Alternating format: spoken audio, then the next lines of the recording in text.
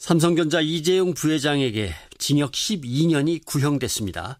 이재용 부회장은 무죄를 주장하면서 울먹였고 특검은 정경유착 부패 범죄를 엄벌해야 한다고 지적을 했습니다.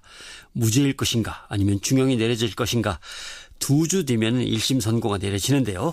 최순실 국정농단 국정조사 특위에서 민주당 간사를 맡았던 박범계 의원을 연결해 보겠습니다. 박 의원님 안녕하십니까? 네, 반갑습니다. 예상을 깬 중형이라는 얘기가 나오긴 했는데 박 의원 보시기에도 그렇습니까? 징역 12년 구형. 이 사건은 횡령과 재산 국외 도피가 끼어 있긴 하지만 본질적으로는 뇌물 공여를 위한 일종의 이제 자금을 만들고 재산 도피를 한 거기 때문에 일반적으로 뇌물 수수보다는 뇌물 공여가 경하게 가볍게 처벌됩니다. 그런 측면을 감안하면 저는 한 징역 10년쯤 정도 구형이 예상을 했는데 12년으로 구형됐기 때문에 매우 중한 형의 구형이라고 보겠습니다. 아마 거기에 재산 국외 도피죄라고 하는 또 다른 혐의가 있으니까 더 형량이 올라간 거 아닌가 하는 생각도 들고요. 네, 기본적으로는 특정경제가중처벌 등에 관한 법률 위반, 재산 국외 도피가 법정형이 징역 10년 이상이니까 거기서부터 출발을 한 것으로 보여집니다. 예. 글쎄요. 아마 형법 62조죠. 집행을 유예받을 수 있는 형량이 3년 이하의 징역이니까 지금 선고형이 그렇습니다. 예. 징역 12년이 구형됐는데 여기서 절반이라고 하더라도 집행유예로 나오기는 어렵다. 아마 이런 것 때문에 어제 울먹이고 충격을 받았다 얘기하는 거 아닌가 싶습니다만은 12년 구형의 행간에 담겨있는 의미는 뭐라고 생각하십니까? 기본적으로 아까도 말씀드렸듯이 뇌물 공여자는 뇌물 수수자보다는 훨씬 수수자가 실형 나오는 경우에는 공여자는 집행유예 또 같은 실형을 주더라도 수수자 받은 사람은 보다는 이제 공여자가 한 절반 정도 형을 선고받는 게 일반적인 법원의 그 일종의 선고 사례인데요. 이번에 아마 이재용 부회장에 대한 징역 12년 구형은 일단은 박근혜 전 대통령과 최순실에 대한 구형량이 우리가 예상한 것보다 훨씬 높은 구형이 예상이 되고요. 두 번째는 삼성전자 이재용 부회장은 최순실, 박근혜 전 대통령이 못지않은 이번 국정농단의 한 축으로 특검은 박영수 특검은 정경유착에 뿌리 깊은 어떤 고리로 보셨는데요. 그런 인식의 차원이 아닌가 이렇게 보여집니다. 네. 삼성 관계자들은 한결같이 이재용 부회장에겐 내가 보고도 하지 않고 내가 다 책임지려고 했다. 내 선에서 다 끝내려고 했다. 그 양반은 몰랐을 거다. 계속 그렇게 나왔습니다만 이것을 특검에서는 당연히 꼬리 자르기라고 얘기를 할 것이고. 논리적으로 이게 말이 안 되는 것이 물론 제 견해긴 합니다만은 이제 전체적으로 공판의 과정 등을 보면 최지성 부회장 쪽으로 책임을 미루는 듯한 그런 분위기가 있었는데 이재용 부회장도 눈물을 이제 먹으면서 챙기지 못한 책임이라고 하는데 그 챙겼다는 게 최지성 부회장을 말리지 못한 책임이라는 취지인지 그건 이해가 안 됩니다. 그러나 중요한 거는 합병이 있었고 합병은 경영권 승계라는 효과를 드러냈고 그 승계의 효과는 이재용 부회장에게 귀속을 했고 문제는 공권력이 작용을 한 것은 법원이 인정을 했거든요. 그 공권력의 정점에 박근혜 전 대통령이 있었고요. 박근혜 전 대통령하고 만난 사람은 세 차례에 걸쳐서 이재용 부회장뿐이라는 그런 엄연한 사실입니다. 그런 측면에서 논리적으로는 이 정합성이 없습니다. 네. 이번 재판을 놓고 지금 스모킹건이 없는 재판이다 이런 비난도 나옵니다. 특검이 이제 주요하게 생각했던 스모킹건이라고 할 수 있었던 장충기 전 삼성미래 전략실 사장의 휴대폰 메시지, 안종범 전 수석의 업무 수첩, 청와대의 말씀 참고 자료 이런 것들인데 여기서도 뇌물 공여 사건과 연관된 직접적인 증거가 없다는 것이죠. 어떻게 보십니까? 대통령과 우리나라 최고 가는 재벌기업 총수가 만났는데 무슨 대화를 나눴느냐라는 것에 대한 증언이나 증명이 있을 수가 없는 거죠. 이 사건 자체가 스모킹건이 있을 수가 없는 사건이고요. 문제는 아까 제가 말씀드린 듯이 논리칙과 경험칙 그리고 여러 가지 방대한 간접 정황 증거인데요. 저는 스모킹건에 준하는 증거들이 다행스럽게 재판 말미에 나왔다. 첫째는 물론 이제 안정범 수첩은 대단히 중요한 증거고요. 거기에다가 정유라의 진술, 즉 굳이 돈을 주고 살 필요가 있겠느냐 말을 네 말처럼 써라라는 그런 최순실의 말이 있었다라는 그런 증언과 이번에 2014년 5월에 작성된 그 청와대 민정수석실의 삼성그룹 경영권 승계 지원 방안 검토 문건 이것이 제가 보기에는 스모킹건에 준하는 증거다.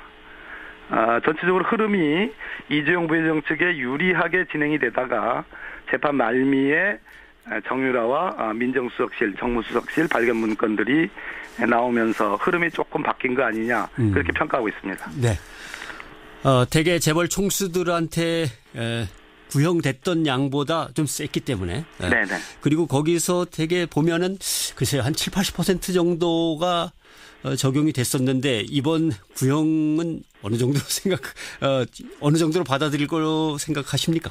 네, 대 기자님, 예단하기는 어려운데요. 예단하기는 참 어렵습니다만, 예. 예, 아까 제가 말씀드렸듯이, 당초 이재용 부회장 또 박근혜 전 대통령 최순실의 이 뇌물 사건에 대한 공판의 흐름, 특검에 가장 중요하게 생각했던 이 공판의 흐름은 특검 쪽엔 다소 불리하게 진행되는 거 아니냐라는 것이 중후반까지의 관전평이었는데요. 예. 아까도 말씀드렸듯이 정유라의 전격적인 증언, 두 번째는 청와대 발견 문건, 이 부분에 대해서 법원이 증거 능력을 인정하고 채택을 했습니다. 예. 이 두 가지가 국면을 변화하게 한 중요한 저는 포인트라고 보고요. 삼성 이재용 부회장의 눈물은 여러 가지 의미로 해석될 수 있는데 더군다나 국민연금의 손해가 났느냐 안 났느냐는 그것은 범죄 구성 요건에 해당하지 않는 겁니다. 예. 손해가 없었어도 이거는 범죄가 성립될 수 있는 거거든요. 뇌물죄는. 네. 그렇기 때문에 국민 감정에 호소했다는 얘기는 일단 삼성 쪽이 좀 불리하게 보는 거 아니냐라는 저는 그런 판단이 작용한 거 아니냐고 보여지고요. 그렇다면은 선고 형량도 꽤 높게 나오지 않을까. 예. 유죄로 간다면요. 네. 알겠습니다. 예, 저는 유죄 가능성이 다소 높아진 거 아니냐 이렇게 보고 있습니다. 네. 이재용 부회장의 1심 선고가 이제 25일로 잡혀 있습니다. 대법원이 이 주요 사건의 1, 2심 선고의 TV 생중계를 허용한다고 밝혔는데 선고 네. 생중계가 될까요? 대법원이 이제 촬영에 관한 규칙을 이번에 개정을 했는데요. 예. 1심 재판장 입장에서는 세기의 재판입니다. 그리고 어느 정도 제가 보기에는 이미 오랫동안 재판했고 집중적으로 했기 때문에 심증, 마음의 결론이 이미 나 있다고 보여지고요. 예. 그리고 이제 재판부 배석 판사들과 이제 합의 절차가 있고 판결문을 선고보다 훨씬 전에 써놓습니다. 네. 그렇기 때문에 선고일 당일에 국민들에게 알 권리 차원에서 일종의 이제 방송을 할 가능성이 높고 그것은 재판부 입장에서는 세기의 재판을 국민에게 알리는 것이기 때문에 주권자인 국민 아니겠습니까? 예. 그럼 뭐 부담의 문제는 아니라고 보여집니다. 네. 이런 예단에 관련된 질문이 네네. 자꾸 나와서 죄송합니다만은. 예, 야, 이거 국민들한테 생중계되는 장면인데 하면서 뭔가를 준비하다 보면은 뭔가 판단에 조금 이렇게 영향을 미치게 될까요? 이런 것도? 뭐 사람의 하는 재판이니까 뭐 전혀 뭐 유무형의 그런 요소가 없다고 볼 수는 없겠습니다만 이미 제가 아까 조금 전에도 말씀드렸듯이 이 재판 자체가 집중적으로 오로지 이 재판부는 이 사건만 봤을 겁니다. 예. 이 소위 이제 국정농단 재판 사건만.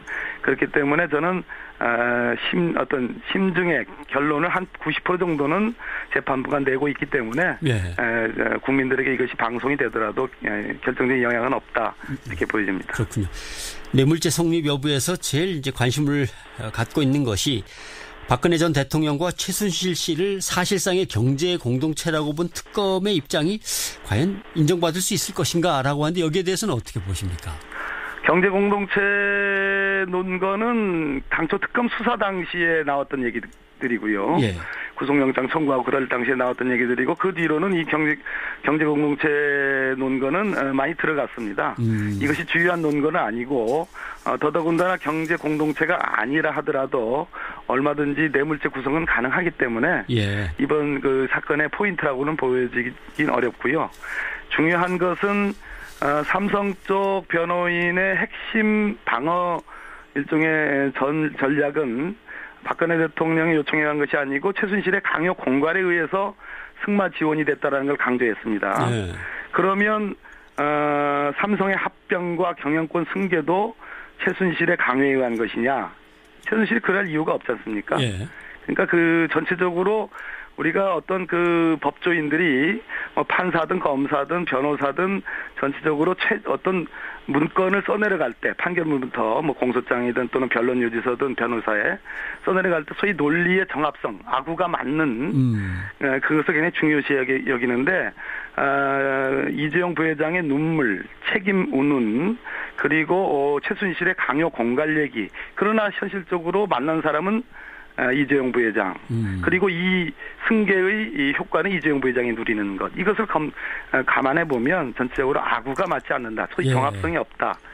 이렇게 보여집니다. 예. 일종의 선고 사례인데요. 예. 이번에 아마 이재용 부회장에 대한 징역 12년 구형은 일단은 박근혜 전 대통령과 최순실에 대한 구형량이 우리가 예상한 것보다 훨씬 높은 구형이 예상이 되고요. 예. 두 번째는 삼성전자 이재용 부회장은 최순실, 박근혜 전 대통령이 못지않은 이번 국정농단의 뭐 한 축으로 뭐 특검은 박영수 특검은 정경유착에 뿌리 깊은 어떤 고리로 보셨는데요. 그런 인식의 차원이 아닌가 이렇게 보여집니다. 네. 삼성 관계자들은 뭐 한결같이 이재용 부회장에겐 내가 보고도 하지 않고 내가 다 책임지려고 했다. 내 선에서 다 끝내려고 했다. 그 양반은 몰랐을 거다. 계속 그렇게 나왔습니다만 네. 이것을 특검에서는 당연히 꼬리 자르기라고 얘기를 할 것이고. 논리적으로 이게 말이 안 되는 것이 물론 제 견해긴 합니다만은 네. 이제 뭐 전체적으로 공판의 과정 등을 보면 최지성 부회장 쪽으로 책임을 미루는 듯한 형의 구형이라고 보겠습니다. 아마 거기에 재산 국외 도피죄라고 하는 또 다른 혐의가 있으니까 또 형량이 올라간 거 아닌가 하는 생각도 들고요. 네, 기본적으로는 특정경제가중처벌 등에 관한 법률 위반, 재산 국외 도피가 법정형이 징역 10년 이상이니까 네. 거기서부터 출발을 한 것으로 보여집니다. 예. 글쎄요. 아마 형법 62조죠. 집행을 유예받을 수 있는 형량이 3년 이하의 징역이니까 지금 선고형이 그렇습니다. 예, 징역 12년이 구형됐는데 여기서 절반이라고 하더라도 집행유예로 나오기는 어렵다. 아마 이런 것 때문에 어제 울먹이고 충격을 받았다 얘기하는 거 아닌가 싶습니다만은 12년 구형의 행간에 담겨있는 의미는 뭐라고 생각하십니까? 기본적으로 아까도 말씀드렸듯이 뇌물 공여자는 뇌물 수수자보다는 훨씬 수수자가 실형 나오는 경우에는 공여자는 집행유예 또 같은 실형을 주더라도 수수자 받은 사람은 보다는 이제 공여자가 한 절반 정도 형을 선고받는 게 일반적인 법원의 그 대통령과 우리나라 최고 가는 재벌기업 총수가 만났는데 무슨 대화를 나눴느냐라는 것에 대한 증언이나 증명이 있을 수가 없는 거죠. 예. 이 사건 자체가 스모킹건이 있을 수가 없는 사건이고요. 문제는 아까 제가 말씀드린 듯이 논리칙과 경험칙 그리고 여러 가지 방대한 간접 정황 증거인데요. 저는 스모킹건에 준하는 증거들이 다행스럽게 재판 말미에 나왔다. 첫째는 물론 이제 안정범 수첩은 뭐 대단히 중요한 증거고요. 거기에다가 정유라의 진술, 즉 굳이 돈을 주고 살 필요가 있겠느냐 말을 네 말처럼 써라라는 그런 최순실의 말이 있었다라는 그런 증언과 이번에 2014년 5월에 작성된 그 청와대 민정수석실의 삼성그룹 경영권 승계 지원 방안 검토 문건 이것이 제가 보기에는 스모킹건에 준하는 증거다. 전체적으로 흐름이 이재용 부회장 측에 유리하게 진행이 되다가 재판 말미에 삼성전자 이재용 부회장에게 징역 12년이 구형됐습니다. 이재용 부회장은 무죄를 주장하면서 울먹였고 특검은 정경유착 부패 범죄를 엄벌해야 한다고 지적을 했습니다. 무죄일 것인가 아니면 중형이 내려질 것인가 2주 뒤면 1심 선고가 내려지는데요. 최순실 국정농단 국정조사특위에서 민주당 간사를 맡았던 박범계 의원을 연결해 보겠습니다. 박 의원님 안녕하십니까? 네, 반갑습니다. 예상을 깬 중형이라는 얘기가 나오긴 했는데 박 의원 보시기에도 그렇습니까? 징역 12년 구형. 이 사건은 뭐 횡령과 재산 국외 도피가 끼어 있긴 하지만 본질적으로는 뇌물 공여를 위한 일종의 이제 자금을 만들고 재산 도피를 한 거기 때문에 일반적으로 뇌물 수수보다는 뇌물 공여가 경하게 가볍게 처벌됩니다. 그런 측면을 감안하면 저는 한 징역 10년쯤 정도 구형이 예상을 했는데 12년으로 구형됐기 때문에 매우 중한 그런 분위기가 있었는데 뭐 이재용 부회장도 눈물을 뭐 이제 먹으면서 챙기지 못한 책임이라 그러는데 그 챙겼다는 게 최재성 부회장을 말리지 못한 책임이라는 취지인지 그건 이해가 안 됩니다. 그러나 중요한 거는 합병이 있었고 합병은 경영권 승계라는 효과를 드러냈고 그 승계의 효과는 이재용 부회장에게 귀속을 했고 문제는 공권력이 작용을 한 것은 법원이 인정을 했거든요. 예. 그 공권력의 정점에 박근혜 전 대통령이 있었고요. 박근혜 전 대통령하고 만난 사람은 세 차례에 걸쳐서 이재용 부회장뿐이라는 그런 엄연한 사실입니다. 그런 측면에서 논리적으로는 이 정합성이 없습니다. 네. 이번 재판을 놓고 지금 스모킹건이 없는 재판이다 이런 비난도 나옵니다. 네. 특검이 이제 주요하게 생각했던 뭐 스모킹건이라고 할 수 있었던 네. 장충기 전 삼성미래 전략실 사장의 휴대폰 메시지, 네. 안종범 전 수석의 업무 수첩, 청와대의 말씀 참고 자료 이런 것들인데 여기서도 뇌물 공여 사건과 연관된 직접적인 증거가 없다는 것이죠. 어떻게 보십니까?